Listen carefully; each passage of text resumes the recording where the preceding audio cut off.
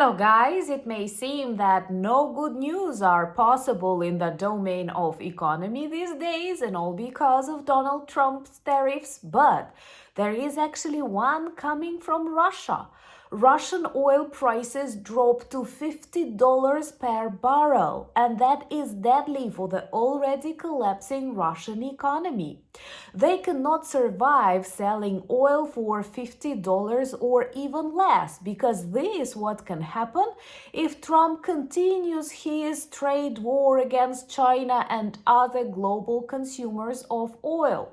And according to the recent updates from OPEC countries, they want to produce more oil, and Saudi Arabia is prepared to lower their prices. And this reminds the days before the collapse of the Soviet Union. Yes, oil prices were among the top reasons why this monstrous Soviet empire collapsed. So let's discuss how Russian oil prices and Russian stock market in general react to Trump's tariffs and this global turbulence on a stock market. My name is Anna, I'm from Ukraine, I'm in Ukraine, and if you want to see the defeat and demilitarization of Russia, the only working peace plan, subscribe, we discuss all of that on the channel. Now it is official, Russian oil prices dropped to $50 per barrel. This is deadly for the already collapsing Russian economy and the one that was severely damaged by Ukrainian explosive sanctions delivered with our drones directly to their oil refineries. And now these prices. According to various estimates, the Kremlin was prepared to live with the $60 per barrel, but 50 is way lower. What is more interesting, it can actually continue falling. And when the price reaches like 30 or 40, I am not sure Russia will survive that at all. What is good in this context of total turbulence and unpredictability, countries of OPEC Plus want to produce more oil products. And it's kind of logical. The more oil products you have on the market, the lower prices are. What is also interesting, Saudi Arabia, which also thinks about Saudi Arabia first, does not mind to lower the prices of oil. And we have to remember that Russia is nothing else but a mafia state with gas and petrol stations.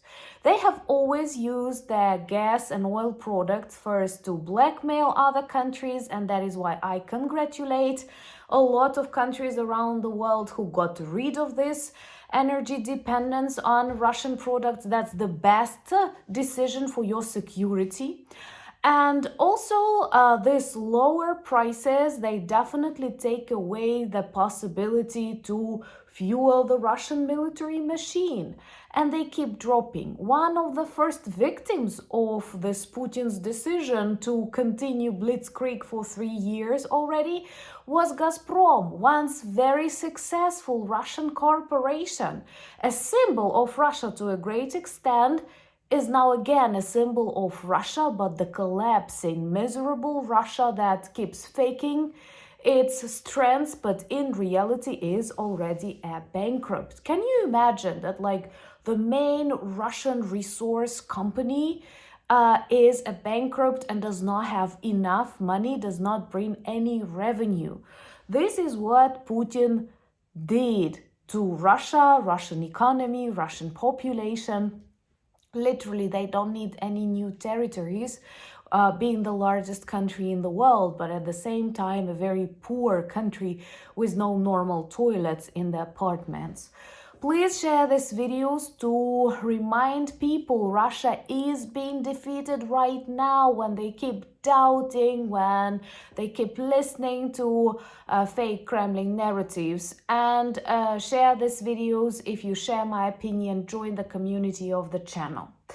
What is also interesting, much depends on the continuation of this trade war.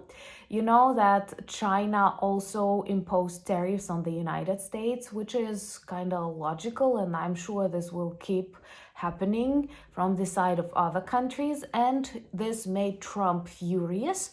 And today he promised to add 50% more of tariffs on China if they do not take away the mirror tariffs. And if this will continue happening, China, as one of the countries that consumes a lot of oil, will stop needing that to some extent, and this may cause some problems and some turbulence and also lower the prices. But right now, one of the main producers of oil, Ural oil, suffers because of this price, like $50 per barrel.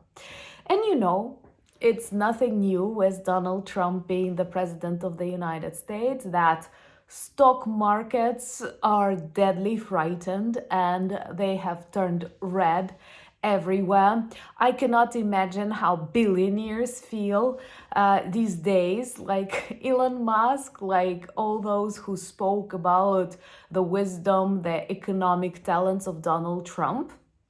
But this also hit Russian stock market hard.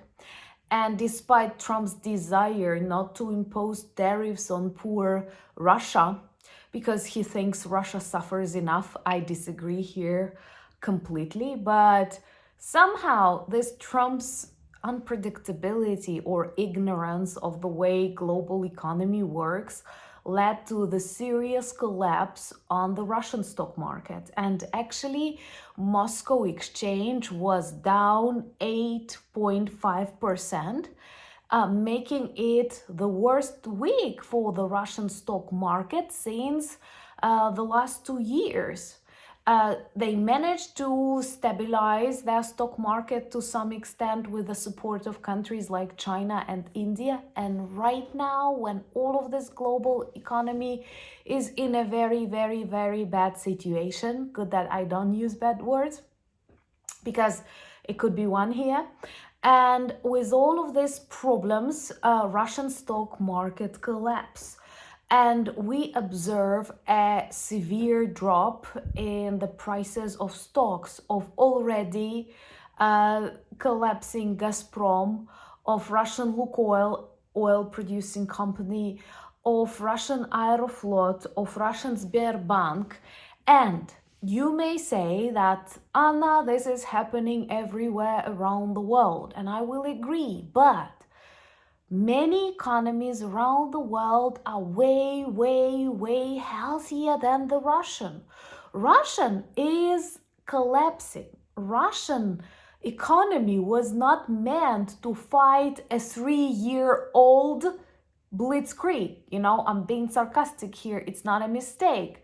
There are jokes all over the internet stating that Putin's 3-day blitzkrieg continues for 3 years, and they did not have any financial background to do that. What they do right now is they fake the stability, but inflation, interest rates, it demonstrates the reality of Russian economic weakness. And without the support of China, without the support of North Korea, they would have lost long ago. And they survived during these years, first faking the stability, and second getting support from other authoritarian partners. And when authoritarian partners will be in great trouble with these tariffs, and Russia not having any economic cushion to back them up, can collapse really quickly. And here again, I want to remind you the years just before the collapse of the Soviet Union. Soviet Union was exhausted by war in Afghanistan. They could not succeed there. They simply suffered and extended the suffering abnormally. And also oil prices kept dropping, leading to this tremendous destruction of the Soviet economy. Because Russia is purely dig and sell country. They do not produce anything competitive. You don't want to buy Russian mobile phones, Russian cars. They don't even sue Snickers or anything. They only sell their natural resources, and when these natural resources are sold for low prices, any empire collapses, be it Soviet Union or the modern Russian Federation. And please don't be afraid of that.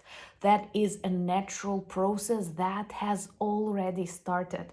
Trust me, I am a Ukrainian who was already born in the times of the collapse of the USSR. So from my family stories, I clearly recognize the symptoms.